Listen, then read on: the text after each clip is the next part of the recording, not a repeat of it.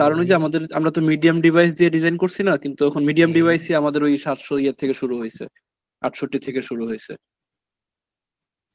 3 এখন যদি medium change করি, যেমন ছোটর মধ্যে কি করছি আমরা, ওই যে কল SM12 করে দিছি না, হুম।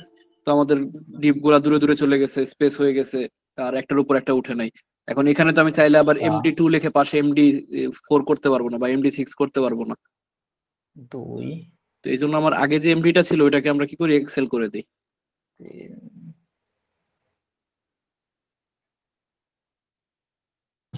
সেক্ষেত্রে অন্যগুলির উপরে এফেক্ট করবে না নাকি, না শুধু না ফুটারে? না, ওই যে MD কে যখন আমরা যে এক্সেল করে দিছি না, হ্যাঁ, হ্যাঁ, এক্সেল এই যে এখানে একটা ভুল, এক্সেল 554 নাম্বার লাইন, এটা এক্সেল হবে না। 554, সরি 54 না, 545। হম হম, এটা এটা MD ছিল। এটা তো আর ইয়া ওই ওই মেইন ডিপ না, এটা তো ওই Excel 2 এর ভিতরে আবার ভাগ করতে আচ্ছা, হবে। মানে মানে এই আপনার এই এটা দিল, সাউন্ড তাহলে তো আসতেছে। এটা এখানে থাকবে, এইখানে। তাহলে যদি মানে মূল ডিপটা যদি ভাগ করি, তাহলে এই যে এখানে। হ্যাঁ হ্যাঁ, এই যে এগুলো এক্সেল। পারদিন ভাই, এই মূল ডিপ, মাইকটা অফ করেন। আমি কথা বলতেছি ভাই। আচ্ছা, নয়েজ আসতেছিল তো এই জন্য। কি জানো, এগুলো এক্সেল। এই একটা এক্সেল, তারপরেরটা নিচে, হ্যাঁ এই যে এটাও এক্সেল, এই পরেরটাও এক্সেল, পরের যে MD3টা, হ্যাঁ Excel 3। মানে ফুটার পার্টে সবই এক্সেল হবে তাই তো ভাইয়া? না না, সব না, মানে ফুটার পার্টের যে আমরা প্রথমে যে 4টা ভাগ করছিলাম ওই জায়গাটাতে, ওই জায়গাটাতে আগে এক্সেল করে দিয়ে দেখবো যে আমাদের মানে ডেস্কটপ মোডে কোনো চেঞ্জ হবে না এটাতে। এটা কি যে করে দিতে করতেছে নাকি যে ফাইলে করতেছে? না না, এটা ইন্ডেক্স ফাইলেই করতেছে, বুটস্ট্র্যাপের। মানে মিডিয়া মিডিয়া করে দিতে করতেছে হ্যাঁ নাকি? হ্যাঁ, না না, এটা ইন্ডেক্স ফাইলেই ইন্ডেক্স HTML ফাইলে ফাইলেই। যদি এক্সেল কে আবার এমডি দিয়ে ভাগ করা যায়? করা যায়।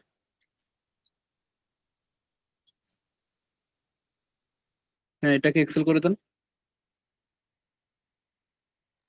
আর এই যে কল Excel 2 আরেকটা আছে মনে হয়, এটার পর এটা শেষ হয়েছে কোথায়, এই যে থার্ড থার্ড 2 কলাম এন্ড, এটার পরেরটা, এই যে MD3, এটা Excel 3। ভাই এটা লজিকটা একটু আরেকবার বলেন তো, এটা আসলে কেন এটা এটা হইলো? সবগুলি ঠিক ছিল, এখানে গিয়ে এক্সেল করা লাগলো কেন? এটা লজিকটা হলো যে দেখেন, আমরা যখন মিডিয়া MD দিয়ে ডিজাইন করছি, তো MD দিয়ে যখন ডিজাইন করছি তখন আমরা কত পিক্সেল থেকে কত পিক্সেলের মধ্যে বলছি যে MDর পিক্সেলটা কত, যে 768 থেকে 991 না? 92। হ্যাঁ, 992। তো আমি তখন বলছি যে 991 থেকে 992 পিক্সেল, এই পিক্সেলের মধ্যে তুমি যে 12 কল আছে এই 12 কলকে কয় ভাগ করবা, যে মানে 3 3 2 এভাবে ভাগ করবা। তো ও কি করছে দেখেন, ওই 768 থেকে 992 পর্যন্ত সেম ওই 3 3 2 করে ভাগ করছে। তো আমার লেখা তো আমার সাইজের বড় হয়ে গেছে, ওই জন্য লেখাটা উপরে উঠে গেছে না। তো আমি এই জন্য বলবো যে এই 992 পিক্সেলের পরে যেটা, ঠিক আছে, নর্মাল ডেস্কটপ মোড কিন্তু 992 পিক্সেল না, ওটা নর্মালি 1000 বা 1080 পিক্সেলের ওখানে হয় ডেস্কটপ পিক্সেল, ঠিক আছে, 1080 পিক্সেল বা 1200 1100 পিক্সেল এরকম, যেটা কাজ করে ওই যে এক্সেলে এক্সট্রা লার্জ ডিভাইস, যে 1200 পিক্সেল থেকে 1399 এরকম। ঠিক আছে, এক্সেল না দিয়ে আপনি LG দিলেও হইতো, ঠিক আছে, এক্সেল না দিয়ে যদি মানে MDর পরে যেটা ওইটা দিলেই হবে। LG দিলেও হয়তো কাজ করতে, সেম কাজ করতো, কারণ এমজি কি বলে LGও কাজ করে কত, 992 থেকে 1199 পর্যন্ত। তো আমরা তো তাহলে সেই ক্ষেত্রে এই প্রবলেম থেকে বাঁচার জন্য সবসময় এলজি নিলেই ভালো হয়। বড় ছোট মিডিয়াম সবগুলোর জন্য হয়, আবার সেটা এলজি নিতে পারেন। আমি অনেক কাজ করার সময় ইয়া করি, মানে পুরোটা LG তে করে দিতে, কারণ পরে আমার তাহলে আর কোনো ইয়া লাগলো না, মানে ছোট ডিভাইস বা মোবাইলের জন্য। আর এখন ম্যাক্সিমাম বড় স্ক্রিন ইউজ করে, ম্যাক্সিমাম আপনি যে কোনো অফিস টফিসে যাবেন দেখবেন যে বড় স্ক্রিন। এলজির উপরে করলে সেক্ষেত্রে আবার মিডিয়ামে গিয়ে প্রবলেম হবে না তো? না না, কোনো প্রবলেম হবে না। বেটার হচ্ছে এলজিটা সেট করে নেওয়া, মানে আমাদের ফিক্স করে নেওয়া। LG দিয়েও করতে পারেন ডিরেক্ট, মানে সম্পূর্ণটা আপনি LG তে করবেন, কোনো সমস্যা নেই। মানে এটা প্রবলেম করে কিছু কিছু জায়গায়, মানে একটু যেখানে একটু লেখা বেশি, দেখুন ফুটারে কিন্তু লেখাটাকে বেশি, উপরে কিন্তু কোনো প্রবলেম করে নাই। যেখানে আপনার লেখাটাকে বেশি বা একটু কমপ্লেক্স ডিজাইন, ওই জায়গাগুলোতে একটু প্রবলেম করবে এটা। ঠিক আছে, এখন আপনার ইয়েতে বলে আবির ভাই সাইড। একটা জিনিস দেখেন, হুম এইখানে দেখেন এটা ঠিক আছে, কিন্তু এখানে দেখছেন এখানে কিন্তু সবকিছু আবার ভেঙে গেছে। না, এগুলা তো এই যে উপরেরটা ভাঙছে, এই যে এখানে এগুলাকে কি করছে, চেঞ্জ করছেন সার্ভিসকে? সার্ভিসকে চেঞ্জ করি না, ওই যে এমডি দিয়ে করছিলাম ফার্স্ট টাইম, সেভাবেই আছে। তো এটা তো চেঞ্জ হওয়ার কথা না, আমরা তো এখানে কোনো কাজ করি না, আমরা তো ফুটারে শুধু ইয়া চেঞ্জ করছি। এটা তো মনে করেন যে এমডি দিয়েই করছিলাম, এই জন্য এরকমই আসতেছে তিনটা। আচ্ছা, একটা কাজ করেন, ডিসপ্লেটা আপনার ছোট হয়ে গেছে। ফাইলটা একটু জিপ করে আমাকে পাঠান, তাহলে আমি আমার স্ক্রিনটা শেয়ার করে দেখাই। আচ্ছা ঠিক আছে, আমি পড়া দিচ্ছি। একটু ড্রাইভে আপলোড করে আমাকে দেন। বাইরে হয়ে গেলাম একবার। ভাই আরেকটা জিনিস, সেটা হচ্ছে হুম। আমরা ইন্ডেক্স ফাইলের আমরা যেমন ওয়ার্ডপ্রেসে প্লাগইন সেট করে থিম থিম দিয়ে প্লাগইন সেট করে দেন হচ্ছে কি আমরা শো করতে পারি, তাই না, হুম, আমাদের ডোমেনে গেলে। হ্যাঁ। এখন এই ইন্ডেক্সে আমরা এটাকে কিভাবে শো করব, বা এটাকে কোন সিস্টেমে আমার ডোমেনের সাথে আর হোস্টিং এর সাথে কানেক্ট করব? ওয়ার্ডপ্রেস হলো যে আপনার মানে বাই ডিফল্ট ডোমেনের মধ্যে ইনস্টল করা যায় তো। হ্যাঁ, ওইটাই এটা তো হলো, সহজ।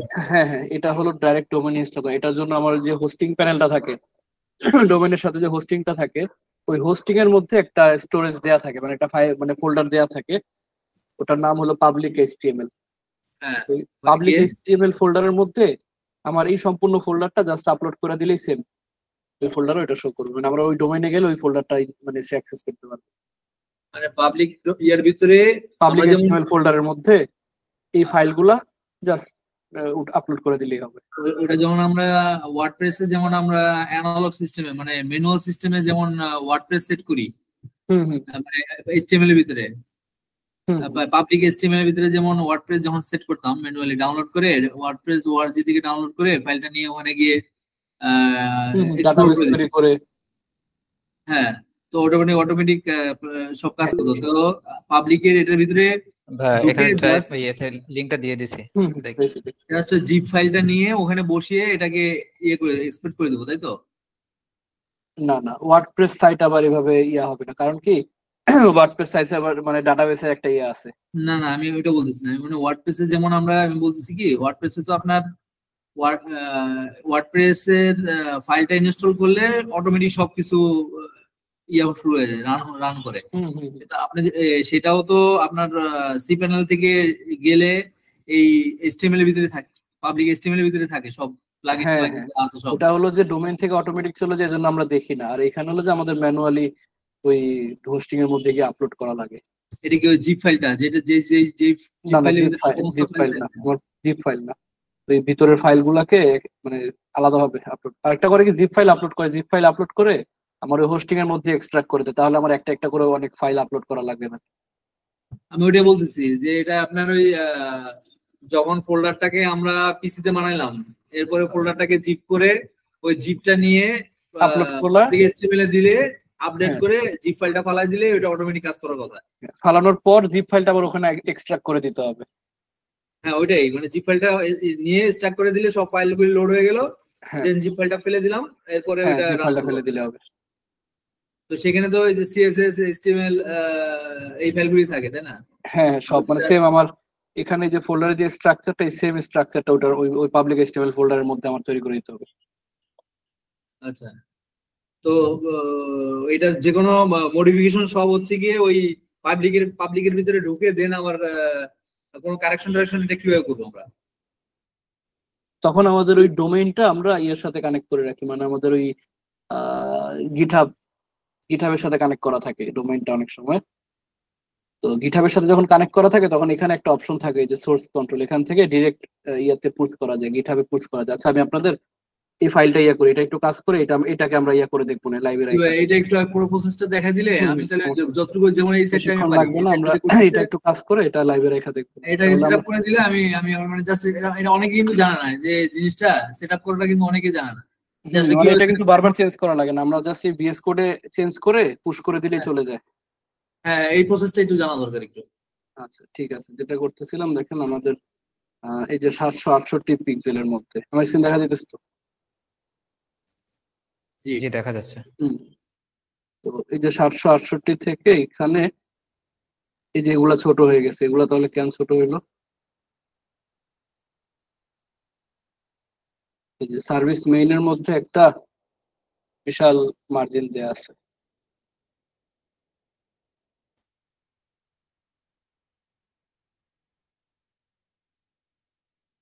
ঠিক আছে, যে বিশাল একটা মার্জিন দেওয়া ছিল, এই মার্জিনটার জন্য ভেঙে গেছে। তো এই মার্জিনটা আমার কি করতে হবে, যে জিরো করে দিতে হবে 768-র মধ্যে গিয়ে।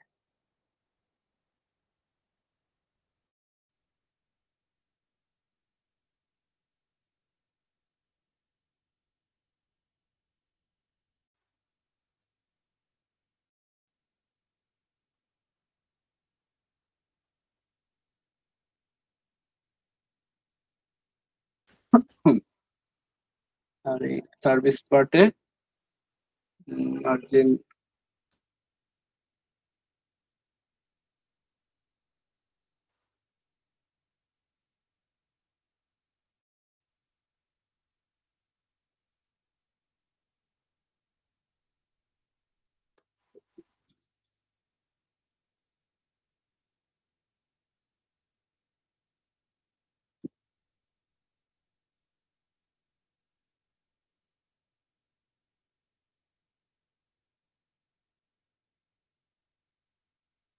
সেই 768-র মধ্যে তো রেসপন্সিভ লেখা হয়নি, এই জন্য ডিজাইনটা ভেঙে গেছিল। যে এখন এখন আবার ঠিক আছে। আর এটাকে শুধু এই পজিশনটা সরাই দিবেন, পজিশন করা ছিল না এখানে। এই যে এখানে লেফটটা একটু, ভাইয়া এই কাজটা কিসে করতেছেন? এটা হ্যাঁ। এটা ভিজুয়াল স্টুডিও কোড। ও এটা একটা কোড লেখার জন্য। ও আচ্ছা।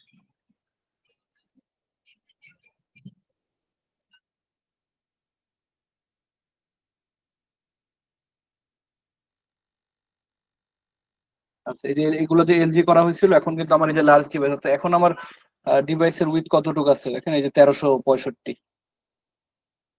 ঠিক আছে, 1365 মানে 1300-র উপরে আছে। এই 1300-র উপরের জন্য আমার এক্সেল কাজ করতেছে, তাই আমার এই নর্মাল যে মুডটা আছে, এই মুডে কোনো প্রবলেম হবে না। ঠিক আছে, এখন চাইলে আমার অরিজিনাল যে এমডি মুড, আসলে এমডি মুড কিন্তু এই যে এটা আমার অরিজিনাল মিডিয়াম ডিভাইস, যে 1024-এর ছোট থেকে যে এগুলো হলো মিডিয়াম ডিভাইস আমার। তো এখন আমি চাইলে এই মিডিয়াম ডিভাইসে এসে এগুলাকে চেঞ্জ করতে পারি। যে আমার ফুটারের মধ্যে যে কন্টেন্ট গুলো ছিল, কোথায় ফুটার, এই যে কল এক্সেল 3, এখানে এক্সেল 3 অথবা আপনার এই যে LG 3 করতে পারেন, লার্জ 3 করলেও দেখবেন সেম, কোনো চেঞ্জেস হয়নি।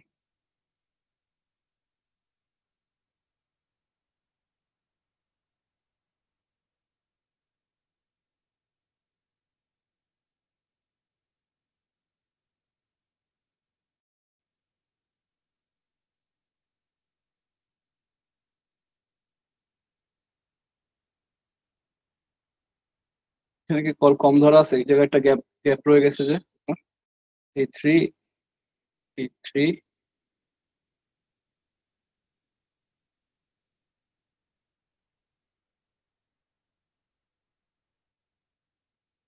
হুম, 3 3 9 আর 11 এক কল রয়ে গেছে, যে এটা প্রথমটা 4 করে দিতে হবে।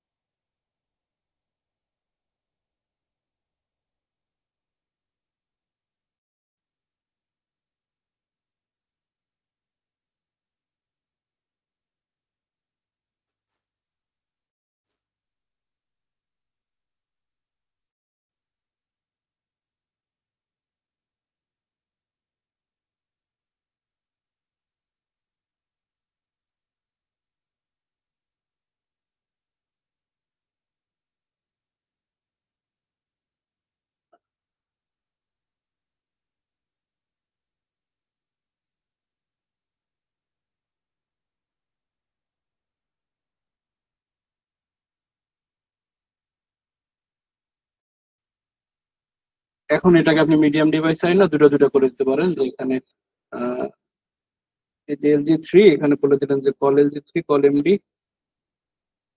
6, কল MD 6। এখানে এখানে বলে দিলেন যে কল MD লাস্টের দুইটা, এখানে এই যে লাস্টের দুইটা পাশাপাশি চলে গেছে, আর এই যে বড় স্ক্রিনে পাশাপাশি। এখন কিন্তু আর এই যে উপর উপরে যেতেছে না। ঠিক আছে, যখন দেখবেন যে মানে এটা করা যেত, মানে লেখা অনেক ছোট করা লাগতো ফন্ট সাইজ, তো যখন ফন্ট সাইজ এতটা ছোট করা লাগতেছে যে ইউজার তো কিছু দেখতেই পাবে না, তখন করবেন কি যেরকম পাশাপাশি নিয়ে আসবে। এলজির পাশাপাশি আবার এমডি দেওয়া যায়? এই যে এলজি কত পিক্সেলে বলছে দেখেন, এই যে এলজি বলছে কত 992 থেকে 1199, মানে 992 উপরে। এখন এই যে 992, এই যে 993, এই যে 992 উপরে যে অংশটা আছে এই পুরোটাই কিন্তু আমার এখন বড় স্ক্রিন। আমি যদি ফুল স্ক্রিনও করি নর্মালি এটা কাইটা দিয়ে, এই ফুল স্ক্রিন 992 উপরে, তো এখানে কি আমার এমডি কাজ করতেছে? এখানে কাজ করতেছে কি এলজি না? আচ্ছা, এখানে যদি আমি এলজি দিই এলজি কাজ করতো, যদি এলজি না দিয়ে আমি এক্সেল দিতাম তখন ডিরেক্ট এক্সেলই কাজ করতো। কারণ এমডি তে আমি লিমিট বলে দিছি যে মিডিয়াম ডিভাইসের লিমিট কতটুকু, 991 পর্যন্ত, এর উপরে গেলে আর এই যে এমডির মধ্যে এগুলা কাজ করতো না। ঠিক আছে, মানে একসাথে সবগুলো ইউজ করা যায় এক সিরিয়ালে। এই যে এক্সেল, এমডি, কল টু এবে যেটা দিছে ছোট স্ক্রিনের জন্য, এই যে স্মল ডিভাইস। তো ওইটা ওর ওর প্রয়োজন অনুযায়ী ও এটা নিয়ে নেবে, তাই তো? ডিভাইস অনুযায়ী, যখন সে লার্জ স্ক্রিনে থাকবে তখন সে এলজিটা নিবে, আবার যখন মিডিয়াম ডিভাইসে থাকবে তখন এমডিটা নিবে।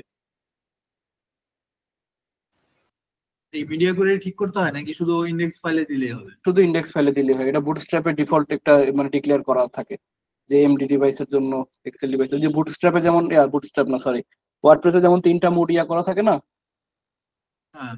ওই রকম সেম এখানেও ওই এমডি এলজি এগুলোর জন্য ডিফাইন করা থাকে আগে থেকে, যে এক্সেল দিলে বড় স্ক্রিনে, মিডিয়াম দিলে মিডিয়াম। আর এই যে কল দেওয়া হয় একদম ছোটতে, একদম ছোট বলতে যে এখানে এখানে কল ইউজ করা হয়, এই যে এখানে এমন হয়ে গেছে যে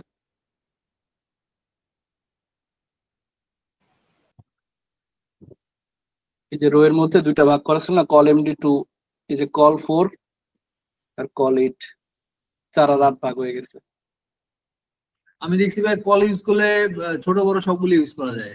হুম হুম মানে কলের সেক্ষেত্রে ওই অটোমেটিক যে কলে স্পেসিফিক ডিফাইন করা নাই কোনো। কোনো কিছু ডিফারেন্ট নাই, ও ওর মতো করে করে। আমি দেখছি যে কলটাই বেটার সবার জন্য, কল অথবা এলজি। এখানে একটা মার্জিন দেওয়া ছিল, মার্জিনটার জন্য উপরে উঠে গেছিল। কারণ কলটা পাচ্ছে আমার মনে হয় বুটস্ট্র্যাপ থেকে। হ্যাঁ হ্যাঁ, এই কল বুটস্ট্র্যাপ থেকে। বুটস্ট্র্যাপ তো রেসপন্সিভ, ও অটোমেটিক করে নেয় এটা।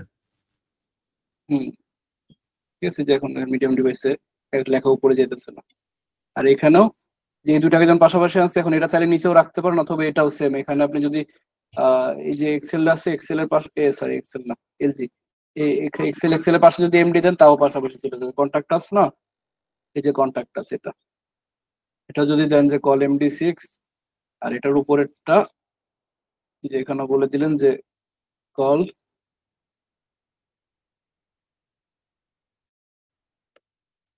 এমডি 6। ঠিক আছে, এখানে কিন্তু দেখেন এক্সেল ইউজ করছি, নিচে ইউজ করছি এলজি, তারপরেও কিন্তু যেটা পাশাপাশি আসবে। আর বড় স্ক্রিনে গেলে এখানে এলজি টেলজি সব কেটে শুধু কল দিয়ে দেখবেন, কল দিয়ে কিন্তু একই কাজ করবে।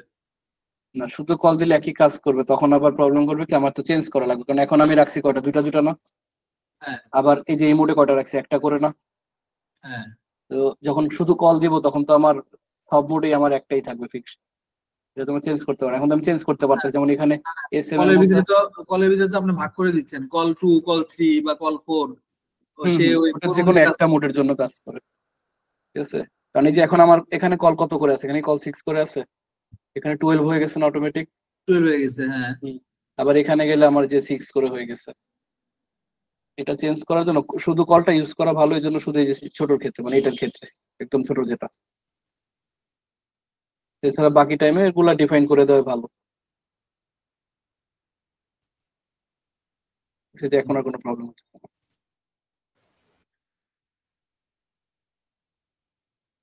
বুঝতে পারছেন, এই জিনিসটা চেঞ্জ করতে পারেন আপনারা। ঠিক আছে, যখন দেখবেন যে বেশি প্রবলেম হচ্ছে তখন ধরেন এই জায়গাটা এলজি করে দিয়ে পরে এমডি তে চেঞ্জ করে দিবেন, তাহলে আর মিডিয়াম ডিভাইসে প্রবলেম হবে না, যে 700 পিক্সেলের মধ্যে যেটা আছে এটাতে প্রবলেম হবে না।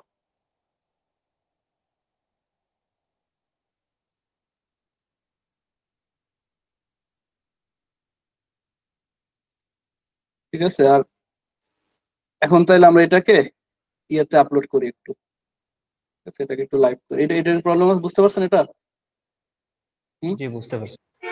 আচ্ছা ঠিক আছে, এটাকে তাহলে আমরা এখন ইয়েতে আপলোড করি। গিটহাব অ্যাকাউন্ট খোলা আছে আপনাদের? মানে যারা বিএস কোড ইউজ করেন তারা দেখবেন কি এখানে একটা অপশন, এই যে এক্সটেনশনের মধ্যে একটা অপশন থাকবে যে সোর্স কন্ট্রোল ছিল এটার নাম। হুম,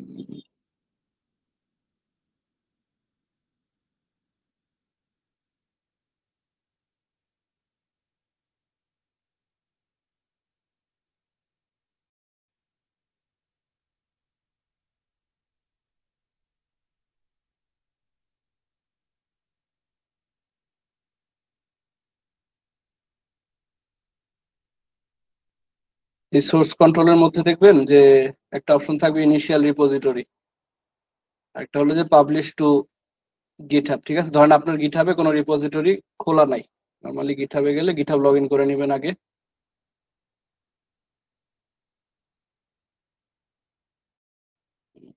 এক সেকেন্ড।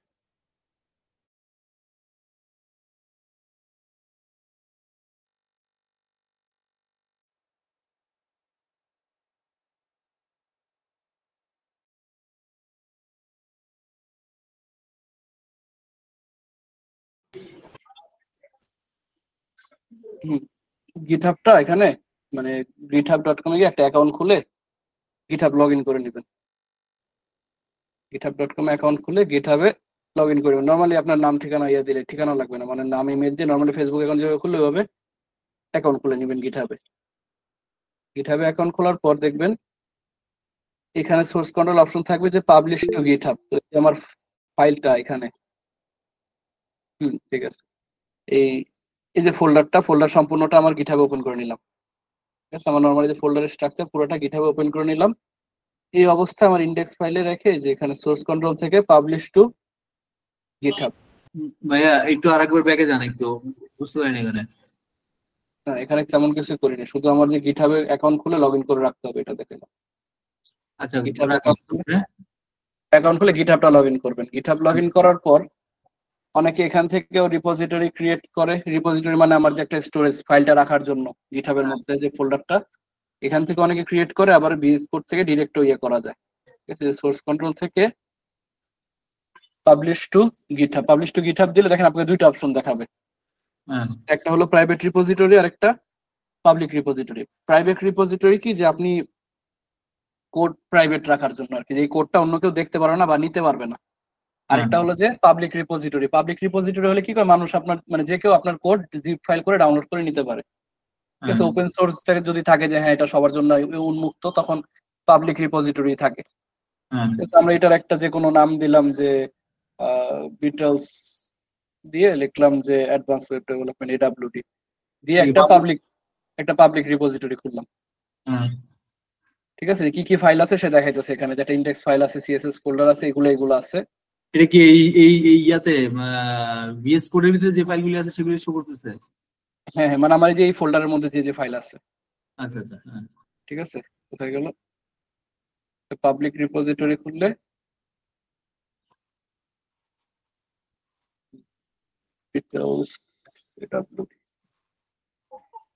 এই ফাইলগুলা দিলাম যে ওকে, এই ফাইলগুলো আছে। এই যে দেখেন publish two GitHub creating first commit মানে কি, যে আমি গিটহাবে যখন একবার কিছু চেঞ্জ করব না, কোনো কিছু আমার কোডে যখন কোনো কিছু চেঞ্জ করার পর যখন এটা গিটহাবে যাবে, এই প্রত্যেকটা যাওয়া মানে হলো এক একটা কমিট করা। ঠিক আছে, ধরেন এই যে একটা ডিফল্ট একটা কমিট হয়ে গেছে, একবার গিটহাবে চলে গেছে ফাইলটা, এই যে লেখা আছে ফার্স্ট কমিট। এখন যদি আমি এখানে কিছু চেঞ্জ করি, ধরেন আমি এখানে কিছু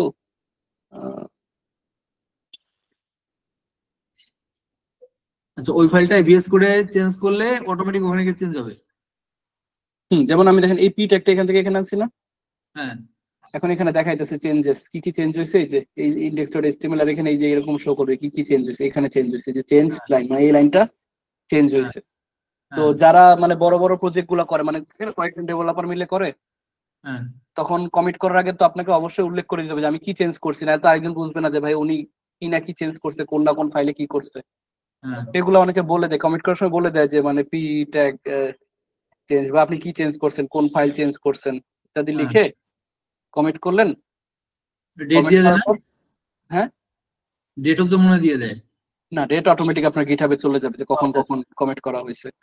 আর তারপরে যে সিনক্রোনাইজ চেঞ্জ মানে কি আপনার গিটহাবের সাথে আপনার এই যে ফাইলে সবকিছু কানেক্ট হয়ে যাবে এরপর, মানে যেটা পুল কমিট করা হয়েছিল ওটা গিটহাবে পুশ হয়ে যাবে।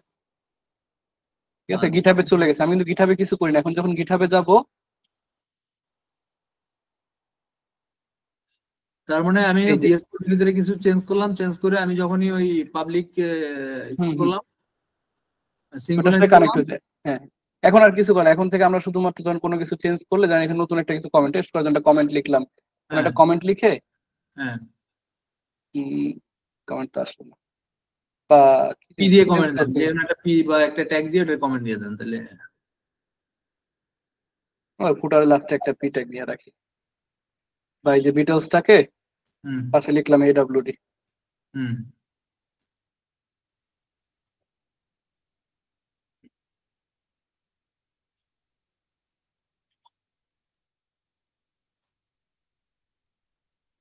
আসলে না, আমার মনে হয় যে নিচে পিএন এ ক্লিক করতে হবে কিছু, এই যে আসছে। না একটু টাইম নেয়, মানে AWD চেঞ্জ করে তাহলে আমি লিখলাম যে ফুটার চেঞ্জ বা ফুটার এডিটেড কিছু একটা করছি, ফুটারে কোনো একটা কাজ করছি আমি নিজের হ্যাঁ মতো করে লিখে রাখলাম, লিখে যে কমেন্ট করে দিলাম, কমেন্ট করে সিনক্রোনাইজ চেঞ্জ। আচ্ছা, তার মানে এই ঠিক আছে, আমার জিনিসটাকে গিটহাবের এখানে দেখেন একটা রিপোজিটরি কিন্তু চলে আসছে যে বিটলস AWD।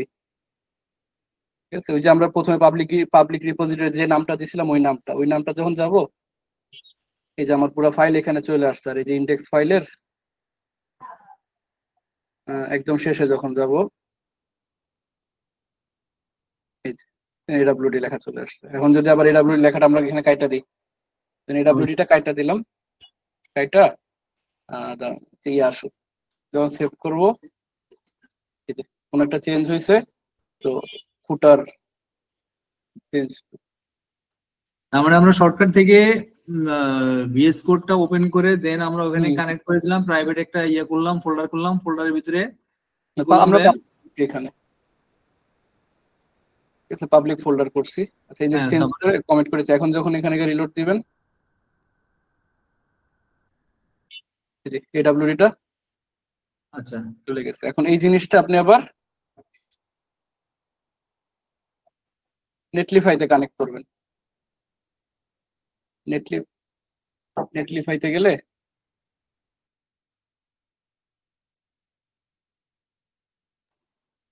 এই ফাইলটা নেটলিফাইতে লগ ইন করার পর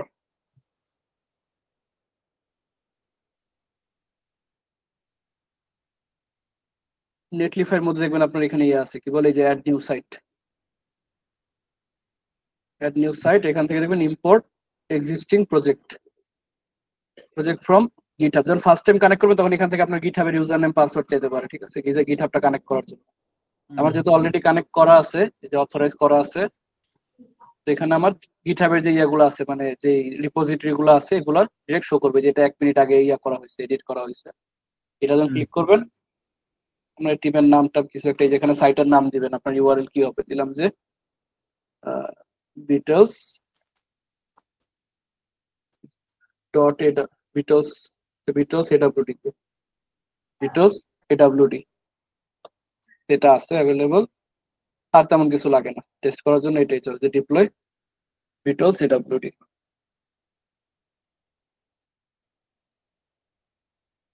এটা কি লোড করলাম আমরা? হ্যাঁ সাইট ডিপ্লয় ইন প্রোগ্রেস, মানে আমার ওই যে গিটহাবে যে রিপোর্টটা ছিল না হুম ওইটা ধরেন আমার এই ইউআরএল এর মধ্যে যে মাত্র ইউআরএলটা দিলাম বিটলস এডব্লিউডি ডট গিট ডট নেটলিফাই ডট অ্যাপ এই ইউআরএল এর মধ্যে চলে আসতেছে।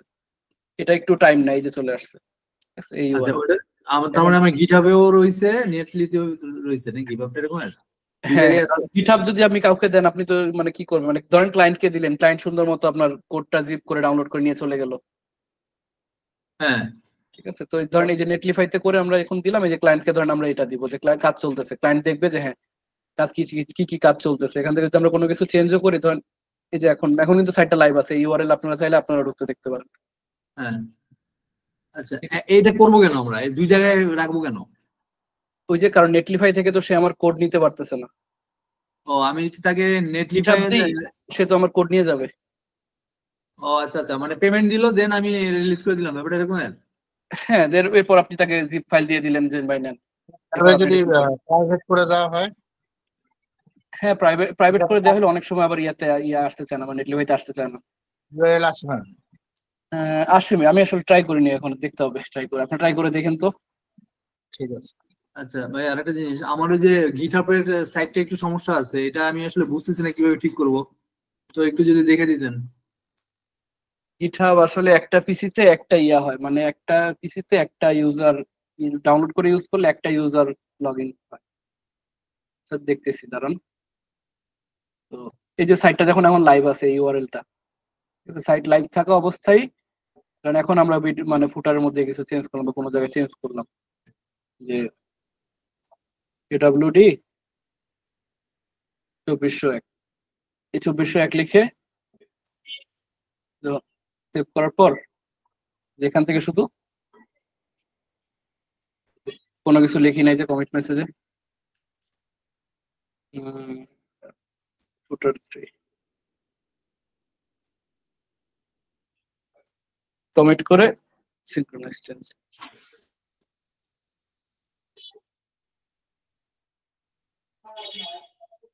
এই জিনিসটা আপনার এই নেটলিফাই যে ডোমেইন, এই ডোমেইনে অটোমেটিক চেঞ্জ হয়ে যাবে, একটু টাইম নেবে, ঠিক আছে, একটু টাইম নেয় কিন্তু এখানে চেঞ্জ হয়ে যায়। তো ডাটাবেস ছাড়া যেসব কাজগুলো থাকে, যে ডাটাবেসের কারণে মানে শুধু ডিজাইন রিলেটেড যে কাজগুলা, ওই ডিজাইনের কাজগুলো আপনারা আপনার ব্রাউজারে রেখে আপনি গিটহাবে কানেক্ট করে দিয়ে দিতে পারেন।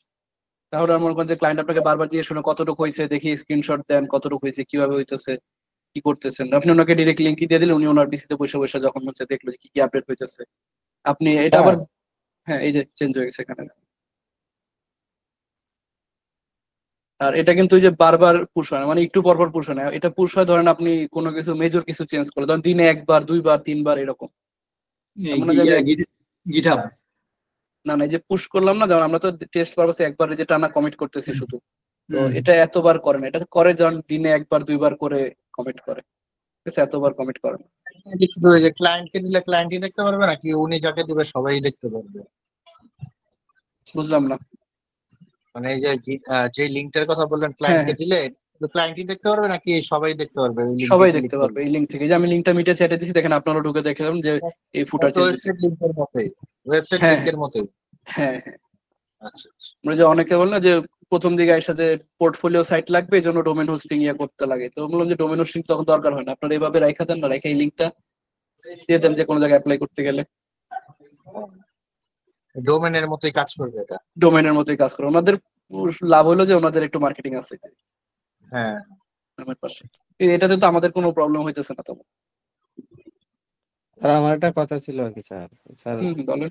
বলছিলাম এটা তো হচ্ছে শুধু ওই মানে ডাটাবেজ ছাড়া, ডাটাবেজে নিয়ে যদি কাজ করি তাহলে কোন ডাটাবেস ইয়েতে নিয়ে রাখতে পারি? আপনাকে হোস্টিং এ কাজ করতে হবে।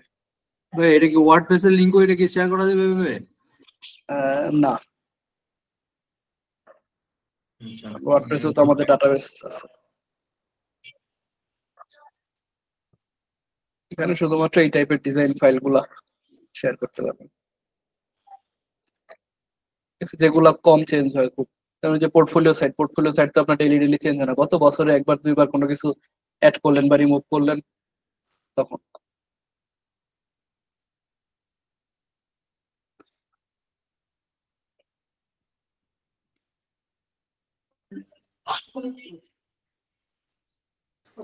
স্যার আমার স্ক্রিনটা একটু শেয়ার করি। হুম,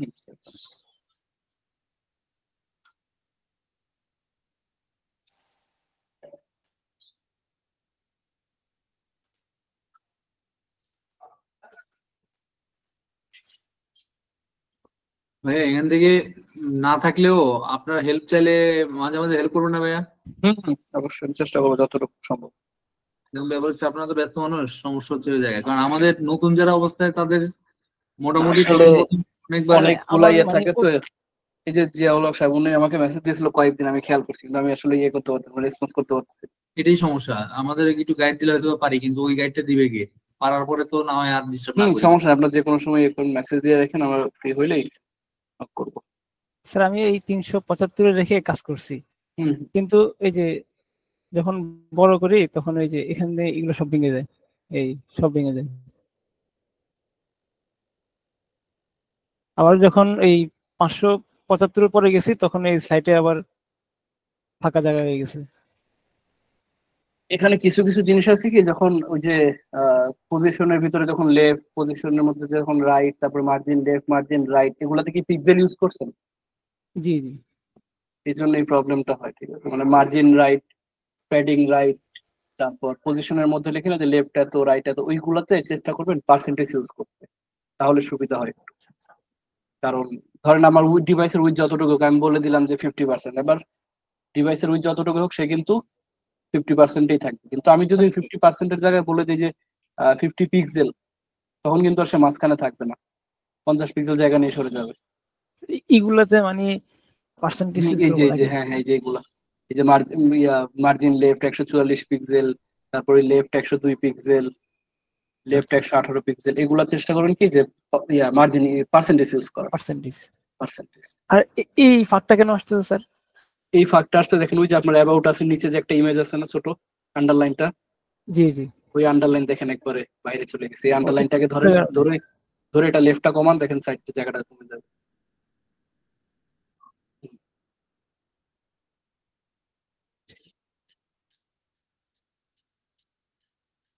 অথবা ওই যে হ্যাঁ, ওই যে সিলেক্ট করার ইয়াটা আছে না, এখানে সিলেক্ট করে আপনি সাইডে খালি জায়গায় মাউস রেখে স্ক্রল করলেও দেখতে পারবেন যে আসলে কোনটা বাইরে গেছে। কারণ এখন যেমন দেখা যাইতেছে যে এটা বাইরে গেছে, অনেক সময় দেখা যায় না যে আসলে কোনটা বাইরে গেছে।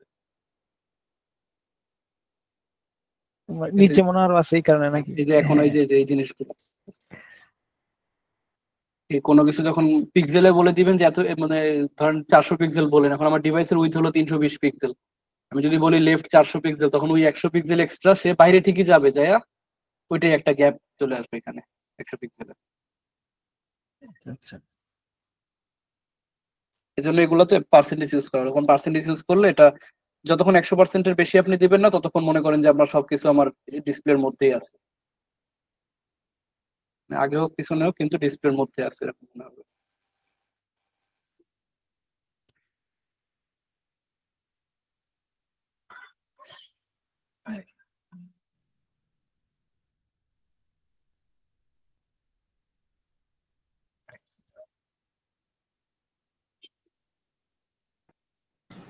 ভাই গিটহাব থেকে কিভাবে জানি আমরা নেট ফ্রিতে নিলাম, এটা ভুলে গেলাম। নেটলিফাইতে লগ ইন করেন, লগ ইন করলে দেখবেন যে ইম্পোর্ট প্রজেক্ট বা ওই যে কি বলে ইম্পোর্ট এক্সিস্টিং প্রজেক্ট, এই টাইপের একটা ইয়ে আছে। তারপরে গিটহাবের সাথে করে দেবো। হ্যাঁ, ওখানে ক্লিক করলে আপনার ওই গিটহাবে মানে ইম্পোর্ট ফ্রম গিটহাব, তখন শো করবে আপনার গিটহাবে কোন কোন রিপোজিটরি আছে, তো যেটা Yes, আছে sir. ওটা সিলেক্ট করে দিলে হবে। হ্যাঁ, এই যে এগুলা, যেগুলো বাইরে গেলে এরকম গ্যাপ চলে আসে। আচ্ছা আচ্ছা, ঠিক আছে। আর ওই ফারদিন ভাইকে যেভাবে দেখাইছেন ওভাবে মানে এক্সেল দিলে ঠিক ঠিক হয়ে যাবে নাকি? হ্যাঁ, আগেরটা এক্সেল অথবা এলজি দিয়ে এক্সেল আবার বেশি বড় হয়।